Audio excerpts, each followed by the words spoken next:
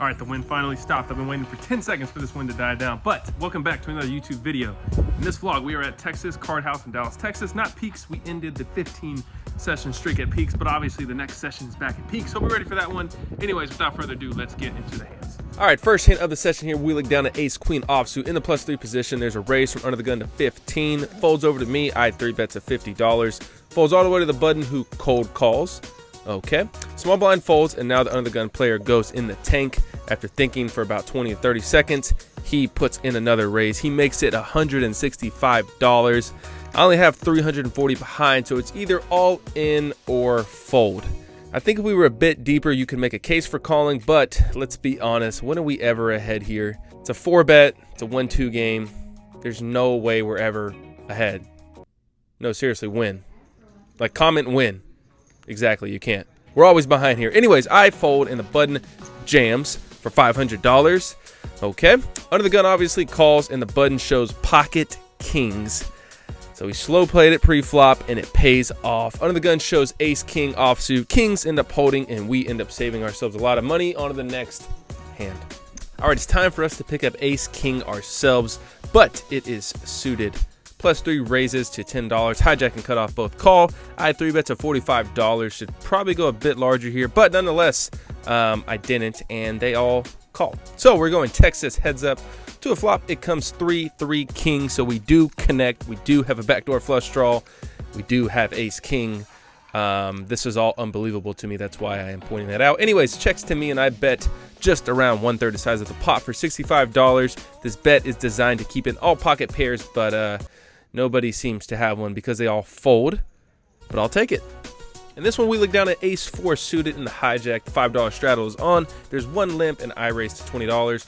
Only the straddler and the limper call. So we are 3 ways to a flop. It comes 10, 8, 8, 2 spades. So we have ourselves the nut flush draw, but it is a paired board. And under the gun decides to donk bet for $20.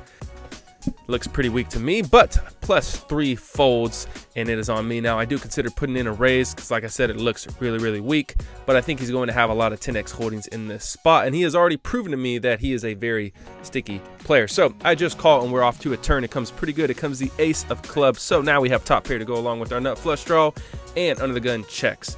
I'm still putting him on a 10 here, and I think this is a great spot to go for a polarizing overbet. Obviously, I don't do that. I bet $55 and he folds, saying he had a 10. I show him the 4 of spades to make him think we just had a flush draw and hopefully get ourselves paid in the future. But like I was saying, I think an overbet is the play here in this spot. When I bet so small, it just looks so value heavy. But maybe I'm just being a bit results oriented. I don't know. Let me know what you guys think in the comments and what you would have done. No, seriously, like, let me know. I'll wait. Thank you. On to the next hand. All right, in this one, we look down at pocket 10s in the low jack, +2 limps for $2. Folds over to me. I raise to 20.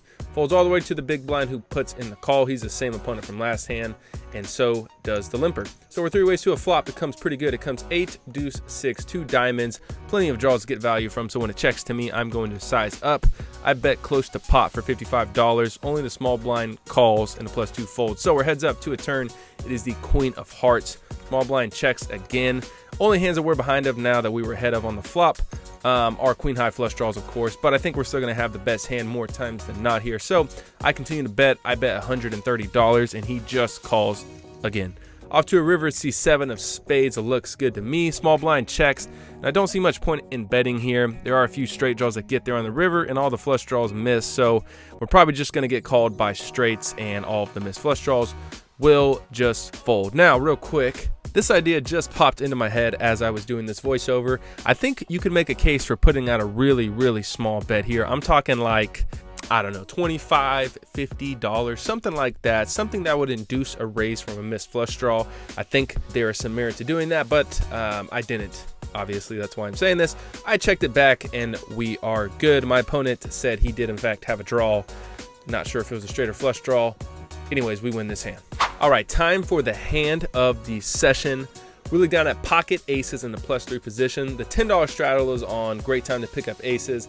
I opened to $30. The low jack player 3 bets to $90. And I know this player to be a very tight player. And obviously, since I opened from early position, his range is going to be even more narrow when he 3 bets me.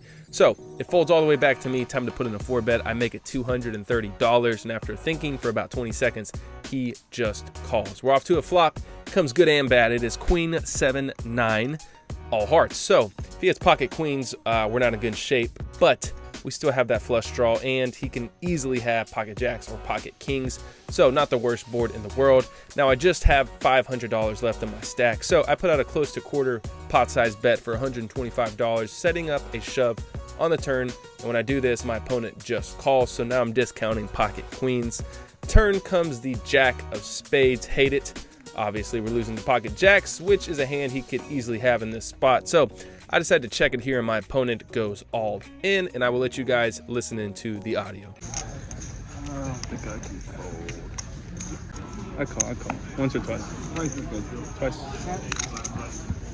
Oh, I'm free rolling now. Yup, he has pocket aces as well. And for all of you who are wondering what the odds of that is, apparently it is 1 to 270,735. Yes, I Googled that. So this will probably never happen ever again. But nonetheless, we are free rolling in this spot. We agreed to run it twice. $1,500 up for grabs. The first river comes the 10 of hearts. We scoop that board. And second river comes the 4 of hearts. I don't even know what to say. That is actually gross. 2 vlogs ago, I lost ace king to ace king in an even bigger pot, so I know exactly how this guy feels. And I have to say, he took it like a champ, and it is not easy to do. So yeah, happy to run good in this spot. Happy to not have the other aces in the deck. We're going to scoop a $1,500 pot, and we are moving on to the next hand. All right, we are immediately going to get into another pot with the same opponent. In this one, we look down at 5-6 of clubs in the big blind under the gun. Same guy from last hand. Opens at $15, folds over to the button, who calls. Small blind folds, and I call as well. We're off to a flop, and the flop comes 10-7-10, 2 clubs. So we have ourselves a flush draw with the backdoor straight draw. I check, under the gun bets $30. The button calls. Can make a case for folding on this paired board, but I think I owe this player some action. So I call. We're off to a turn. It comes the 4 of hearts. So we add an open-ender to go along with our flush draw. I check, and surprisingly, it checks around. Off to a river. It is the 8 of clubs. So we make our flush, and I debate on leading out, but I'm a bit suspicious. The way this hand has been played, somebody could easily have a bigger flush or a full house. So I check, under the gun bet $60. The button folds, and I kid you not, I almost folded because I've never seen this player bluff. Not that I'm on the bluff. I got to work on that. Anyways, haven't seen this player bluff much, so I almost folded, but come on, we just cracked his aces with our aces. We owe him some action. I call, and this is what happened. I think I win this one. You got that one. So we get there with our flush, but he gets there with his straight flush. Seems appropriate. Like I said, we cracked his aces with our aces. It's only right. Still a wild hand, though, nonetheless. And that brings us to the last hint of the session, and we look down at the infamous pocket jacks. Of course. We're in the +3, under the gun raises to 15, +1 calls, folds to me. I 3-bet to 50, folds over to the big blind, who cold calls. All right, under the gun and +1 both call as well. So once again, Texas heads up to a flop. It comes king, 4-4, 2 hearts. Not a bad board, should favor us with the king out there, and our hand is probably still good. So when action checks to me, I don't think we need to go very big in this spot. If I had a hand like ace, king, king, queen, I'd probably down bet in this spot. The only real thing we're afraid of is a flush draw. So that's what I do. I bet $55, and they all fold. That is the easiest hand I've ever played with pocket jacks in my entire life. I will take it. All right, we're reporting live from the corner of my wife's office. That's right. We're not in the closet anymore. We're moving up in the world, and here are the results. We're in the game for $500. Cashed out $1,370. It's a profit of $870 in about 4 hours of play. It's kind of hard to lose when you crack aces with aces. So happy to be on the right side of that. Anyways, hope you guys enjoyed the video. If you did, like, comment, share, subscribe, as always. And if you're in the Dallas area and you want to play some cards, hit me up on Instagram at samquesopoker. I'll get back to you guys. Anyways, good luck at your local tables. I'll catch you guys in the next one. Peace.